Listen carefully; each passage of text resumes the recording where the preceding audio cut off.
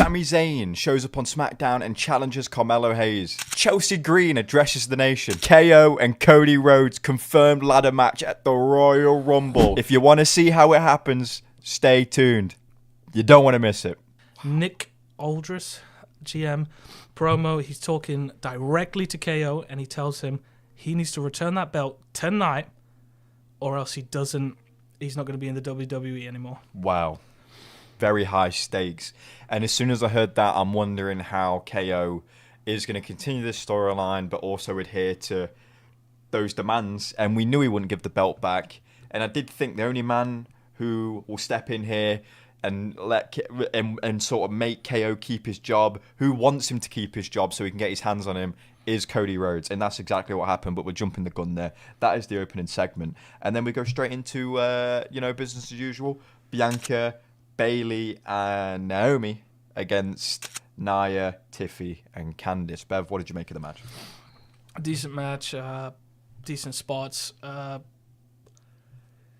babyfaces win just because they were so much more coordinated. It was such a mess with the heel side. Tiffy, once again, baits the Money in the Bank cash in. Oh, Triple H. You got to stop it, bro. Please. Yep. Candice stops Tiffy from cashing in. Yeah. Her own teammate stops her from cashing in. Naomi looked really good in the match. A lot of good moves. The match itself was not the headline grabber. It was the segment before. And Nia comes out and we both immediately notice that she's holding a microphone, so she has something to say. And straight away she starts talking and pointing the finger at Bianca for hurting Jade. And that is we are finally talking about it. We need to talk about it because at the minute when I'm seeing Bianca and Naomi, I'm not trusting them. And Bev made a really good point. You said that if it was Nia, if it was any of the heels, they would be proudly talking about how they attacked Jade and got away with it. We finally get someone talking about it. Nia Jax finally addresses it. I want to know personally who did it to Jade, because I will step in short notice to back my boy, bro. He's going to lace him up. I will lace him up. It's definitely Bianca or Naomi. We know Naomi's motive, tag team titles. Bianca's motive, she doesn't want to get outshined. I'm excited when Jade comes back. Probably that's going to happen on Netflix, on SmackDown. I hope so. I'm really excited for that. I too am excited. And Nia made some excellent points saying about how Bianca's doing great ever since Jade left. She replaced her partner very quickly. She's got tag team gold still, and she's thriving without Jade, and she didn't want to share the spotlight. Very compelling points from Nia. Candice ended up getting pinned by Naomi, who in a match with Bayley and Bianca, Naomi gets the pin. Naomi is a main event women's talent, and it shows. She was great in that match. Double suplex and double kip up from Bianca and Naomi, showing that they work really well as a tag team already, despite being a bit of a haphazard they're not a mismatch, they're friends, but you know what I mean. They're not the original tag team. Great match, 6-woman tag team action, and it was a fun way to open the show. Again, after not a massive segment by Nick Aldis, but something to think about. It was a bit startling to hear that. We get a promo with Nick Aldis. He's talking to Sami Zayn, who's now on SmackDown, mainly because he wants his revenge on, I think it was the Bloodline. Yeah, he was angry that they arrived at on Raw, and he wanted to get his lick back a bit. Yeah, Nick is such a strong GM. He doesn't look weak at any point. Carmello comes in, hands some cards.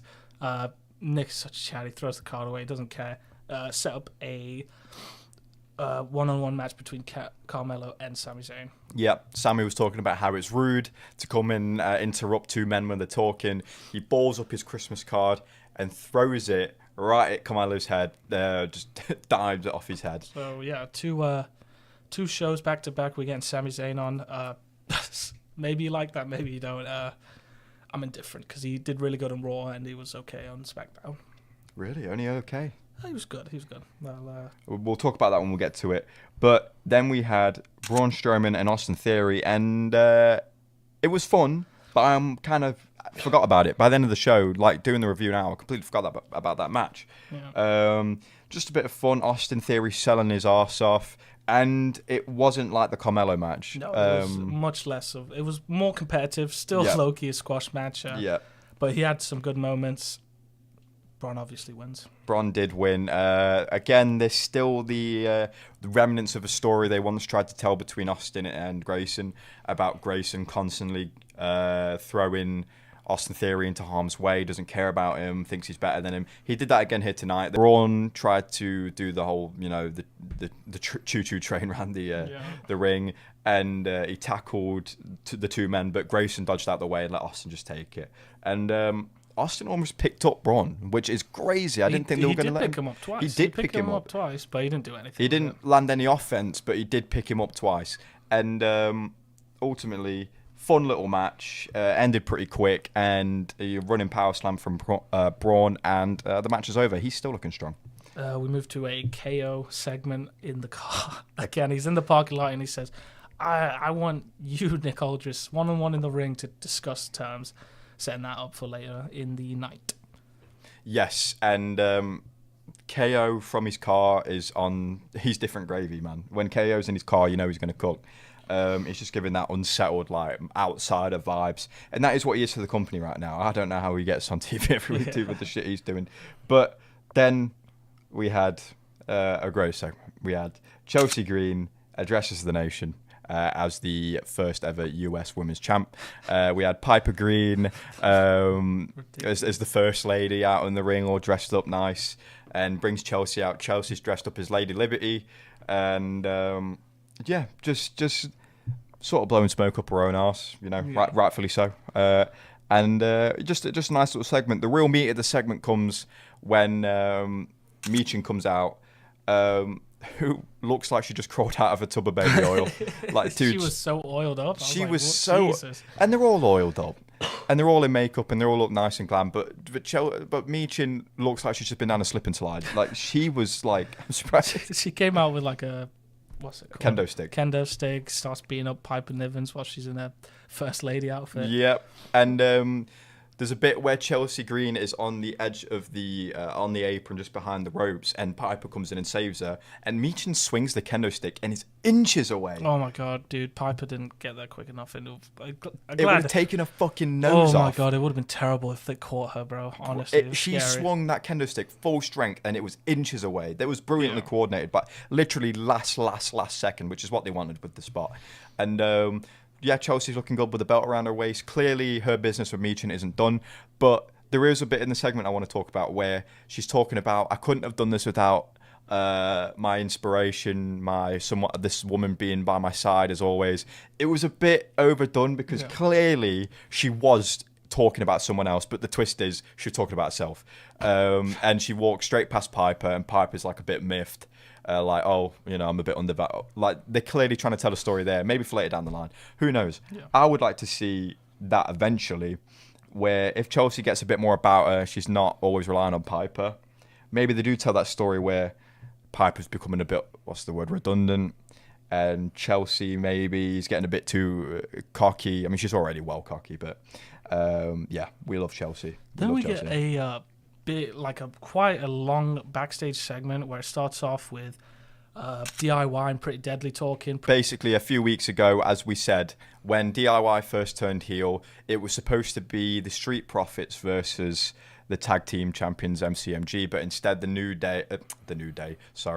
DIY step in because the Street Profits have been laid out. We hadn't known who did that.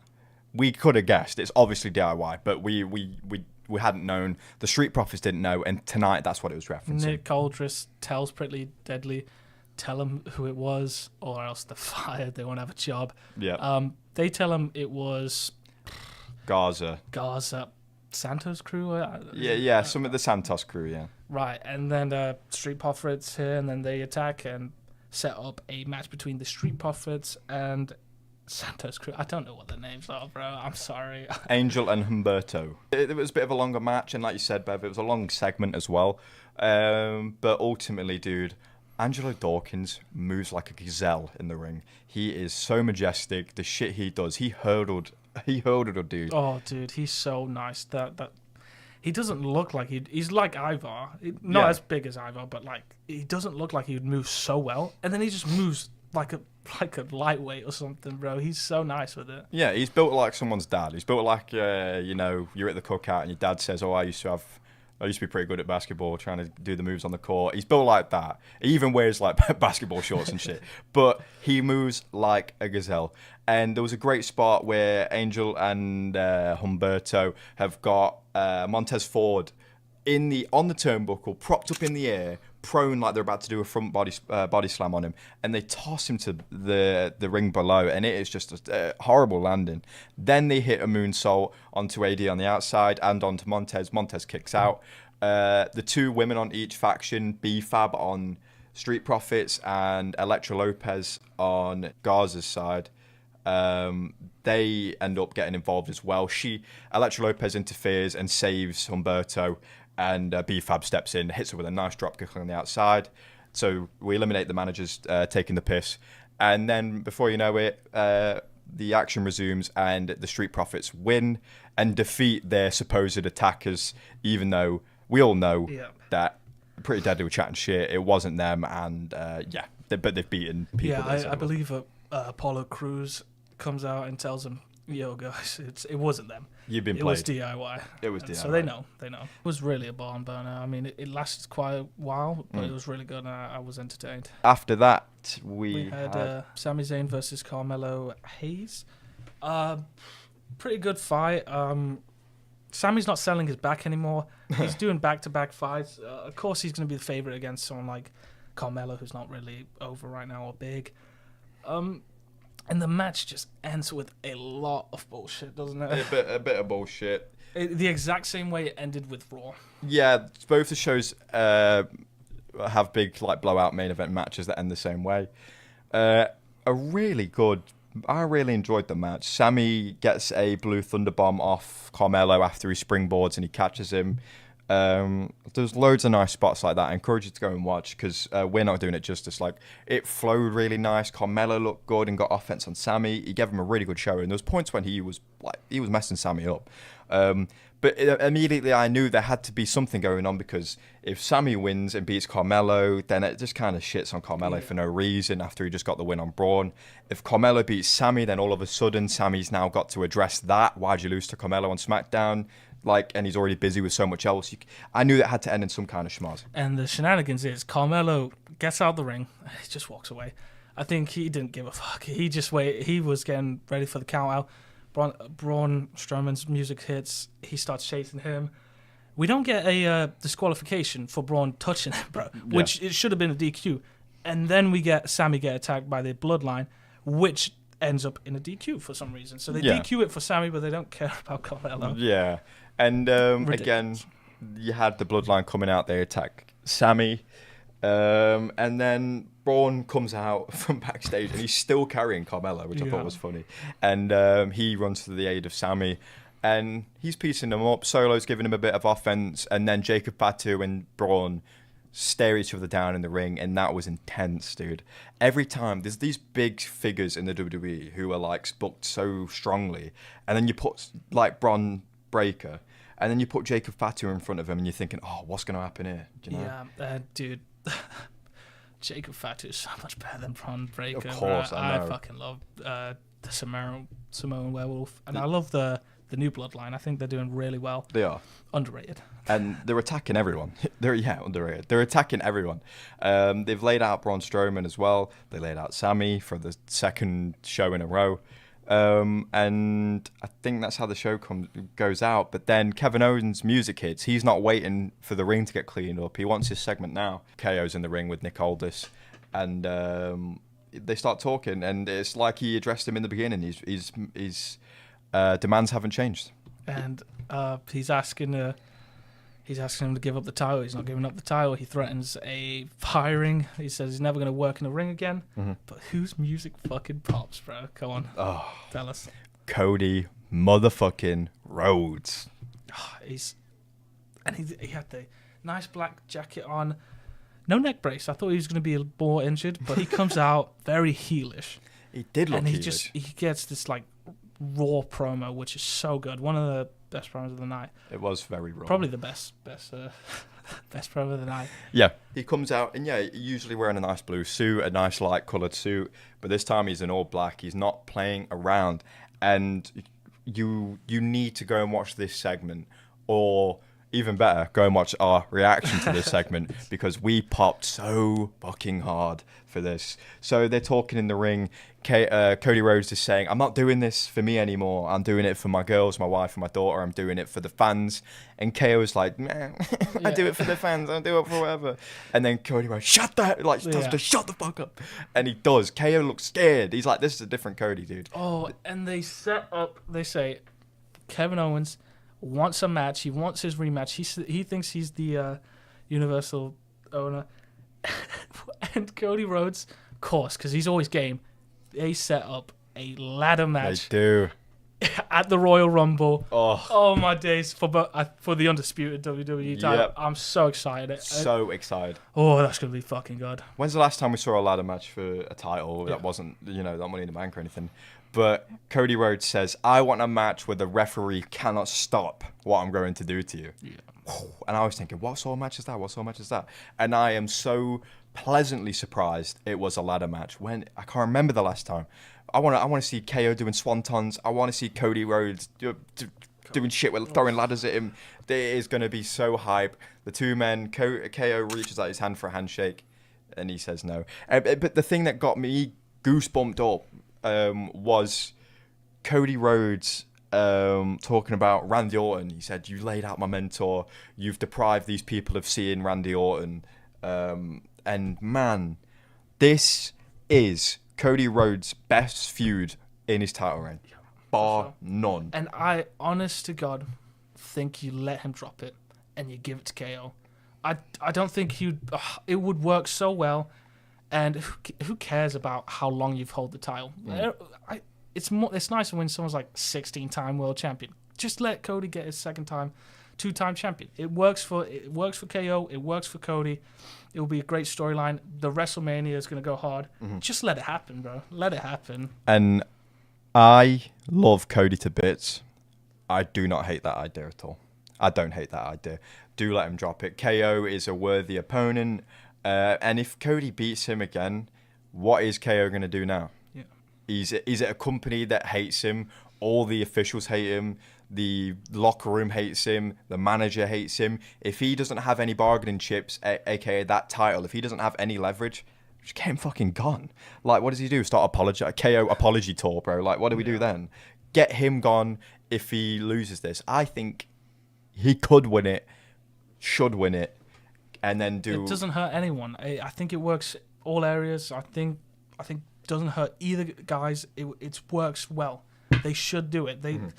Cody's hold it long enough, and he'll get it back. He'll get it back if he drops it. You can tell a story of Cody Rhodes fighting his way back. There's people trying to get in the way of him trying to get to KO. Maybe do Cody Rhodes and Drew McIntyre or so. Like, there's so much you can do because Drew's kind of sympathetic with KO. It's the bloodline shit. You can do so much. What you can't do much with after this is KO and this feud, because after this, it will be done if Cody wins again. This feud has to be done after that, I think. But anyway, brilliant show. The last SmackDown of sneezing. Jesus, I think I've got it. I think I've got you. No, I've got your disease. No. He's a bit ill. Oh, sorry. You... We have got WWE fever right now. I want KO to, I want him to package pile drive me into the next realm, bro. I'm tired. Everything hurts. Anyway, what an amazing show we've had. That's SmackDown Week 52. We are weeks away from WWE on Netflix. We couldn't be more excited. Everything's cooking. And at the end of the year, WWE can still provide us with moments to remember. They can still provide us with moments that can contend for moments of the year. It is what a year, what a time to be a wrestling fan. Subscribe if you feel so inclined. Please join us for 2025. You do not want to miss it. You don't want to miss it. Thank you for watching this far if you did. If you missed Raw, it should be up by the time this comes out. Thank you so much for watching. And closing words from Beef. No pop. That's your best one, yeah, dude.